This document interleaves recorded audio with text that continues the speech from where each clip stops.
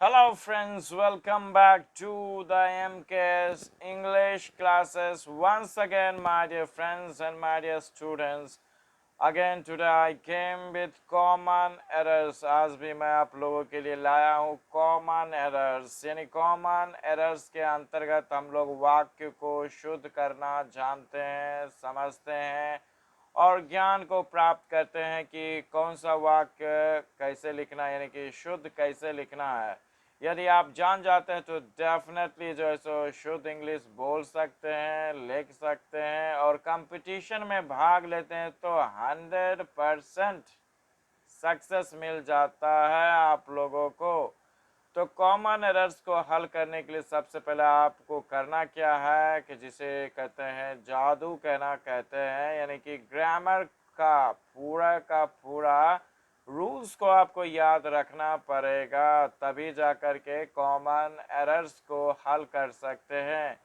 तो आपको करना क्या है कि इसे हल करने के लिए पूरे का पूरे करना क्या है कि ग्रामर को पढ़ें, पढ़ते हैं तभी जो है सो आप हल कर सकते हैं, अन्यथा नहीं कर सकते हैं my dear friends and my dear students. तो आज का सेंटेंस में देखते हैं, यानी कि आज का सेंटेंस में क्या गलती मिलता है जानेंगे my dear friends. Let us go.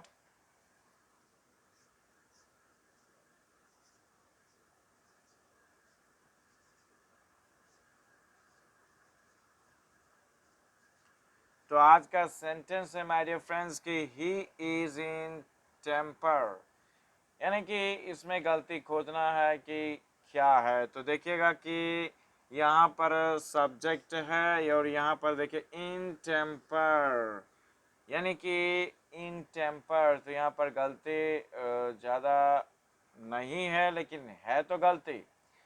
तो इसमें ही गलती है, यानी कि वह गुस्से में है।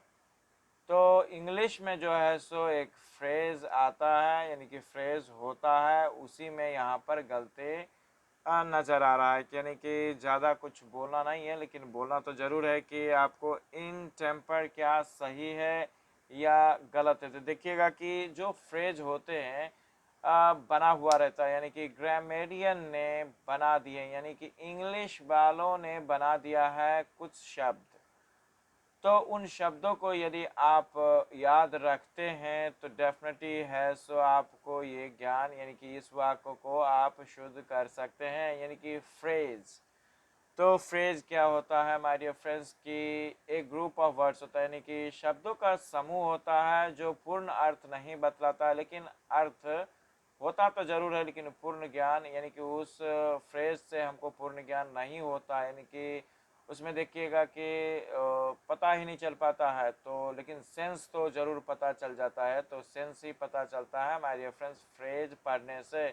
तो फ्रेज का ज्ञान किस तरह प्राप्त करेंगे, तो देखिएगा कि आपको याद ही करना पड़ता है, यानी कि सबको याद करना पड़ता है, यानी कि एक प्रकार का ये वर्ड मीनिंग है जो याद करने से ही फ्रेज का ज्ञान होता है। तो यहाँ पर देखिए क्या होता है, सही फ्रेज क्या है कि इन ए टेम्पर,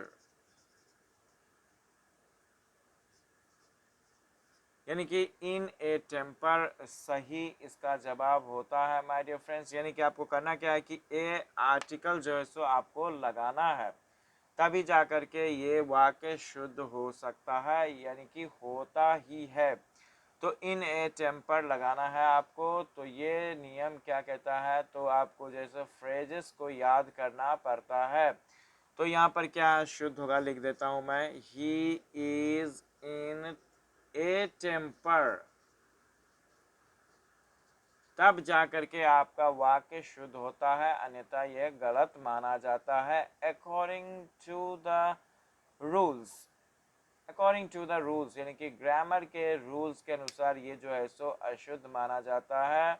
तो फ्रेजेस को याद करते हैं तो आपको शुद्धि मिल जाता है, यानी कि पता चल जाता है कि क्या फ्रेजेस है, यानी कि किस प्रकार का फ्रेज है, और जान जाते हैं तो वाक्य को आप शुद्ध कर सकते हैं। तो आपको करना क्या है कि फ्रेजेस को याद करना चाहिए, और करते हैं तो डेफिनेटली है सो आपका जो वाक्य है जो, यानी कि शुद्ध करने में बहुत ही फ़ायदा होगा, यानी कि आप बेनिफिट कर सकते हैं।